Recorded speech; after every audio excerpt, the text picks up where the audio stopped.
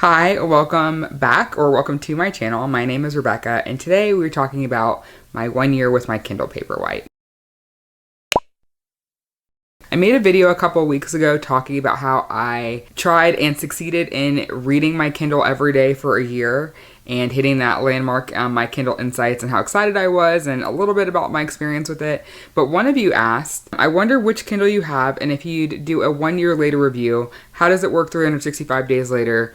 Congratulations on this achievement. You know what? Up until yesterday, I would have told you it worked perfectly. I had a mild scare with my Kindle.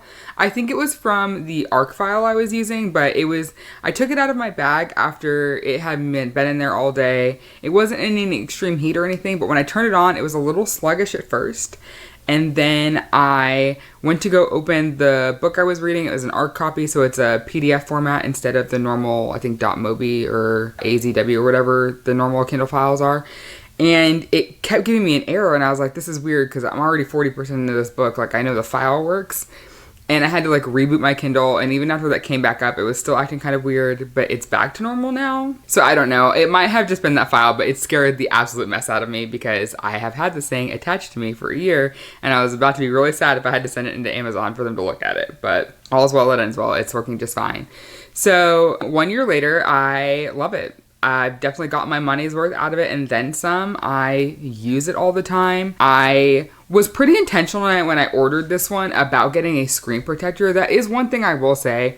If you're the kind of person who's going to carry this around in your bag, or if you have pets, I recommend getting a screen protector for it. It has saved my Kindle so much. I, in fact, have it here. I probably should have turned the screen off, but there's like not a single scratch on the front of this, and it's because of the screen protector I have under this. Because when I had my Oasis, I did not have a screen protector because I didn't think it was necessary, because at the time, I didn't take my Kindle everywhere. I mostly used it at home.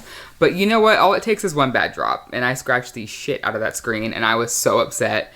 It was fine for the most part, and it worked and everything. It was just annoying to go pick up your Kindle and every time look at that scratch in the middle of the screen that you know was preventable. So I spent the like $8 on a screen protector and I put it on here and it's great. It also, funnily enough, makes swapping out these skins that I like to put on mine a little easier on the front.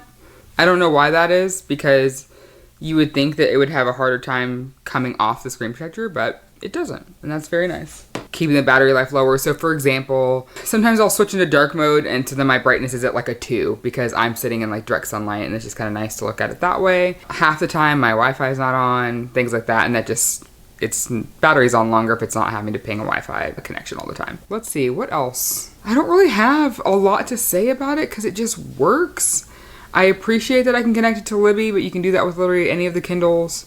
The warm light auto adjustment is a nice thing as well, especially after a long day at work. I work in IT, I stare at a computer all day long, so it is very nice that I can have it set on a schedule for the warm light to happen. So I believe around 8 p.m. I have it set to jump up from like, I think I normally keep it at like a 3 and it goes up to like a 10. And so the screen gets very warm and orangey, which is nice and easy on my eyes. Using a Kindle in general is easier on the eyes just because it's e-ink versus those backlit blue displays of like your iPhone or like an iPad or something or any other tablet. And so it's nice to have that and be able to read literally till the second I fall asleep and not have that screen light affect my eyes and therefore my sleep. What else? I've noticed that because I like to use my Kindle at night, it has really encouraged very good evening habits for me. That was an unexpected byproduct of this. I think because the other thing too, and I said in my last video, my Oasis wasn't quite dying, but I could just kind of tell that like in the next 6 months or so, I was going to likely need a new Kindle. And so I got my Paperwhite. I sold the Oasis really cheap and I let the person know like, hey, like this is not going to be around for a while. And they're like, oh, I just kind of want to try a Kindle. I don't know if I'm ready to commit, so I don't care that yours like isn't working super well. And I was like, okay. And so I sold that for really cheap and then got the Paperwhite. And when I got it, since it did feel a little bit like an impulse buy, I told myself like, you need to use it all the time, hence the reading every day for a year. And the unintended consequence of that was turning my TV off at like 8:30, if not earlier in the evening, doing my nighttime routine, and then crawling into bed by like 9 p.m. most nights, and then reading for an hour or two before I went to sleep, and actually feeling tired and really like ready to rest as I'm going to bed. I absolutely love sports. Most of the time if my TV's on, I'm either watching an old favorite show on like Netflix or Hulu or something, but most of the time there's a sport going on.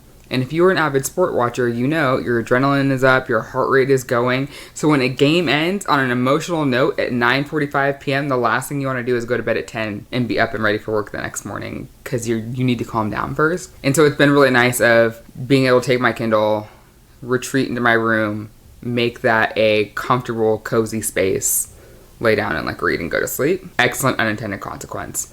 Only a few times have I had the problem of staying up all night reading. I will say I have been really a lot better disciplined about not staying up just because I hit a moment. I've also gotten better at telling when a moment is coming that would make you want to stay up way past your bedtime and stopping the chapter before. The other nice thing is, because I am falling asleep with my Kindle in my bed, half the time I wake up for my first alarm because I am a multiple alarms person. And if I wake up with my first alarm, that's built in 30 minutes time for me to read. And so half the time I wake up at like 5:30 in the morning, I'm reading till 6, and then I get out of bed and go to work, get ready for work and go. And that's been kind of nice to wake up slow and comfortable and immediately do something that I want to do before I go spend 8 hours doing something I don't want to do. So that has been really nice. There also, because of the model I got, are a million bajillion accessories. In fact, so this is one of the cases that I have for my Kindle. This one is one of the like snap close ones and has like snakes and boots on it, which I absolutely love, especially as I've become a more small town cowboy romance kind of girly. And it's very nice because when you open it, it automatically takes you to the page you were last on. When you close it, Kindle goes to sleep automatically, which is nice. And it is nice sometimes to have this physical cover over top. Because I have the screen protector, it doesn't bother me too much when that doesn't happen. And so the other thing I use, especially if I'm going to be in and around water, is a clear case with a MagSafe pop socket Frankenstein attachment situation. And I'll show you how that works. Let me take this out. Popping this out of the case. I'll link all the accessories I have in my storefront link so that way you guys can see it. And if it doesn't go there, I'll also just put them in the description box, because like this is from an independent seller. I absolutely love her stuff. It's from pagetheshop.com. And if you follow her on Instagram, she will tell you when her drops are. A lot of times she will have leftover inventory and it's just like up on her website, but her designs are the cutest and the most popular ones do tend to sell out, but she makes them for all Kindle sizes. But yeah, just a basic clear case. And what I did is I got one of these MagSafe sticker rings and I stuck it on the outside of the case. I found that to be really important. Some people put them directly in the Kindle. I don't love that because I like the ability to, like I said, switch out the design that I have back here, do what I want with stickers. And so I put it on the outside, and then I got a MagSafe pop socket and I literally just attach it. And that's it. And then you can, you know, do what you need to do there. This also is nice because every once in a while I will pop this on the back of my phone because my phone has MagSafe too. And so I can literally just kind of go between with what I need. And it's great.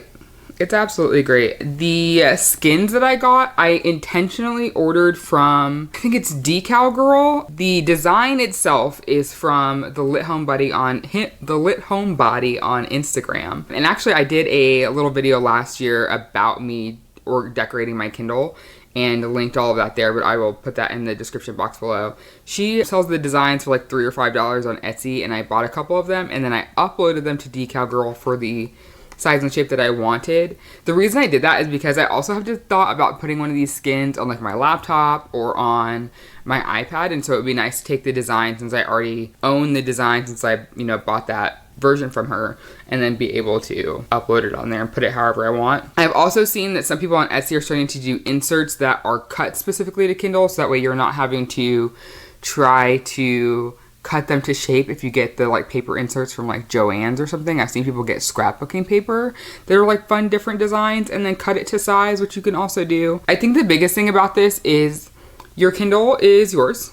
Do with it what you want, but don't feel like you need to spend an additional $150 on accessories just because you got one. You don't have to. But if you do want to customize it, there are plenty of ways to do that, both budget friendly and not so budget friendly. So, you know, live, laugh, love your way through that. Do what you want. The one thing I will say with stickers is that I don't really recommend sticking them directly on your Kindle. I don't think that's necessary. You might want to change them out, or heaven forbid something bad happens to your Kindle and then you have to get another one. You've now lost those stickers most of the time, because half the time you go to peel them off and you think they should come off in one piece and they don't. And so now you're having to figure it out. Leave the paper backing on. And what I like to do, if I can take this off, my gosh, there we go. What I like to do is lay them inside, and then instead of snapping this onto my Kindle, I lay my Kindle down inside and it traps the stickers in where there should be. and it's great. And then you can swap them out however you want.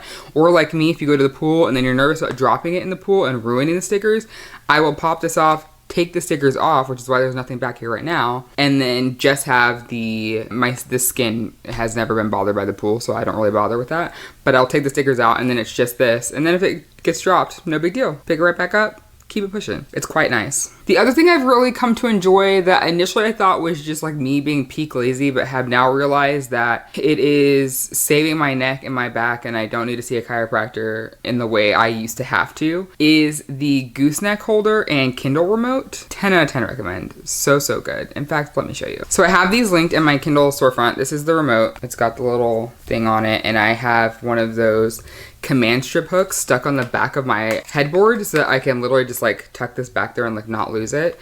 And then this little guy comes with it. This goes on the side of the Kindle so that way this little receiver is attached so that we can click. And then the gooseneck holder is nothing special. It's a normal one. They come in all shapes and sizes. I shouldn't say so much shapes. They're all the same general shape, but some of them are like longer so that way if you maybe have like a taller headboard or something and you need it to like come out further so that we can curl it however you want, you can. But it's nice. This one I have found is super sturdy though. I have seen complaints for others where people have said the more they use it, the looser it gets. I really like that I have to really work to like bend it how I want, which is a pain in the butt when I'm already laying down and need to adjust it. But I just know it's not going anywhere, which is very nice. And then you just twist it how you need to, and this adjusts in a way that makes sense. But what I love about this is especially when I know I'm, like, let's say I decide to get in bed at like 7 p.m. and I know it's gonna be a long reading night, and I might just pass out while I'm reading.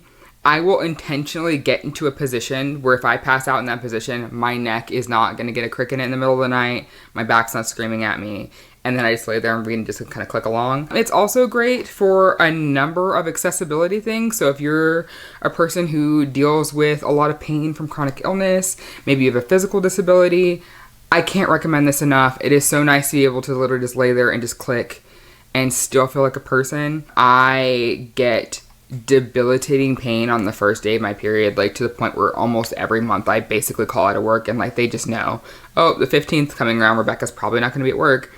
And it's because I literally can't function. I had to go home this last week on Monday because my back pain, like the cramps were getting so bad that it was like seizing up part of my back.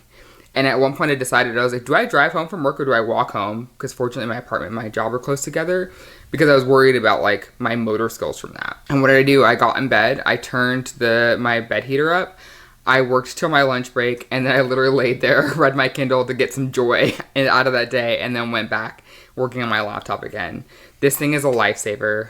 Can't recommend it enough. These can be a little pricey, but I would want to spend more money on this because it's literally holding your Kindle. But you also, like, I stuck my iPad in this to use when I am making a new recipe or something in the kitchen, and I'd like attach it to the island so I can still see what's going on there. And it does stretch out wide enough to, like, I have an 11-inch iPad and it stretches out wide enough to hold it in portrait mode, and so it's nice. And because it is so sturdy, I didn't mind spending though. I think I had to spend like $30 on this. The remotes, there are a bunch of them out there. I will link the one that I've used. I have seen mixed reviews where some people were like, oh, I had this and then it died, but for the most part they're pretty much all the same. I just tell people to like check the reviews and make sure it has over 1,000 reviews, and then you should be good to go. Those range anywhere from like $15 to $30 as well. And I think, in my opinion, those are the most expensive accessories that like make sense for their pricing and are worth it. That first case I showed you was like $40.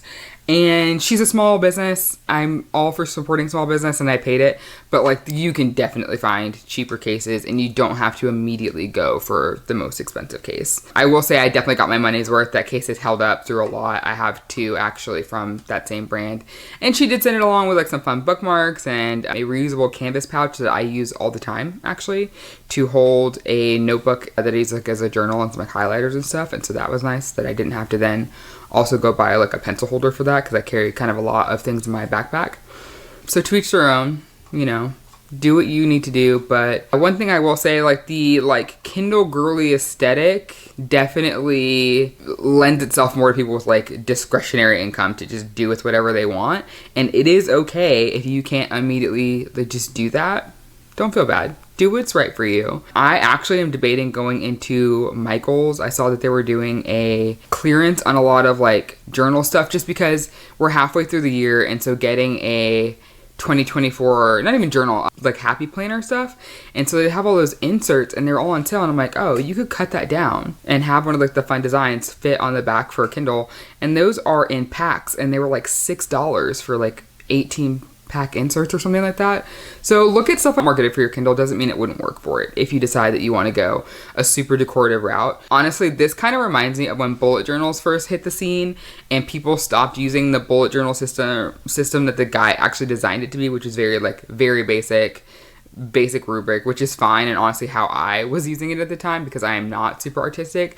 But like the artistic girls were like, ooh, I just bought $120 worth of Tombow pens and I did this and I did that, and suddenly they have like $300 worth of accessories and you're looking like, how am I supposed to do this? That's crazy. I have rent to pay. So do with that what you will. I don't know, I feel like I'm ranting at this point, but there's like this weird mix of like, oh, well, if I'm getting a Kindle, I'm not buying a bunch of books and there's no overconsumption. But it's like, no, there's always room for that because of course there is. Welcome to capitalism. But you don't have to dive in that deep. And if you want to, do it. Absolutely do it. If it makes you happy and it's not hurting you or the people around you, have a good freaking time. Some other things I wanted to talk about are how I get books on my Kindle. So I mentioned earlier, I love the Kindle daily deals. I follow them actually from bookriot.com. I will put all this stuff in the description box so that way you guys can just kind of click the links that you need. Book Riot does a great roundup of the Kindle daily deals. I half the time will go on the Kindle website and kind of look, but you don't always see what you're looking for, or sometimes you get like bombarded by other things. You want to check that out and then you forget what you were on there for in the first place. So it's nice to have those daily deals come to your inbox every day and you can just see what's up. I will get bestsellers for like $2.99, 99 cents, $3.99, and it's great. The other thing I love is being able to connect my Kindle directly into Libby and send ebooks that way.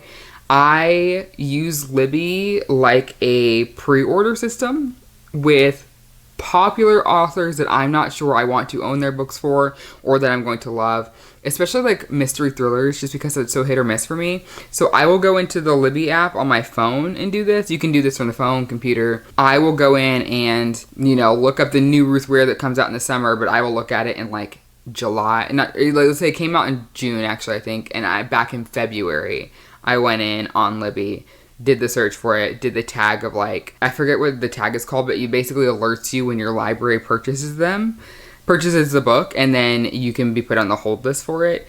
And it's great because I will do that. I will get the alert on the Tuesday release day at like 10 a.m. and I will go in and put my hold in, and I'll be like the second person in line because who else is panic checking Libby at 10 a.m. on a Tuesday? I am, and that's how you kind of skip the line on that a little bit without having to get those 6-month wait times. But also, look for backlist stuff on there. I absolutely love being able to find the Ruth Ware book. I'm just going to keep using her as an example because that's the first author I thought of that I know this happens with a lot.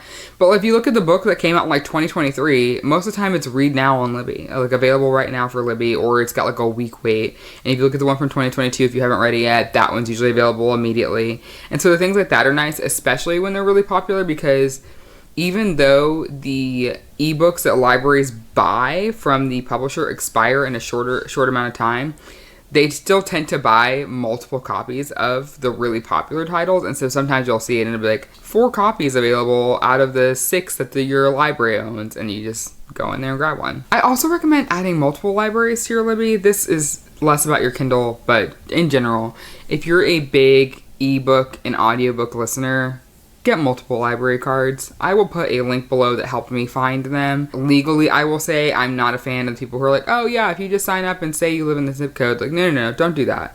There are plenty of libraries that do, if you live in this state, you can still, even if you don't live in the city, but you live in the state, you can get a free library card for that big city's library. I've done that with the Harris County and Houston public libraries. I live in North Texas, and that is a good 5 hours from me. But because I live in the state, I have access to it. And I've seen that for some other ones. I've also seen ones where they will welcome out-of-state digital-only access. So I'll put the blog that I found that had listed a bunch of cards and what their different statuses are for that. And then some of them they do charge. Like Austin, I do the Austin Public Library. It's $25 a year. And you know what? That's less than a hardback.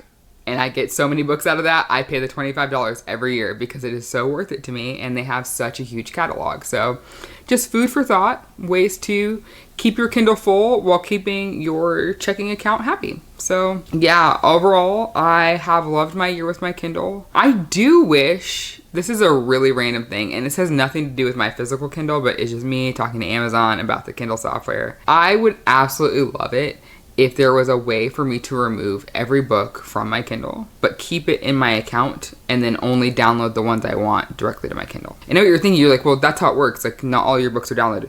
No. I don't want to even see the titles.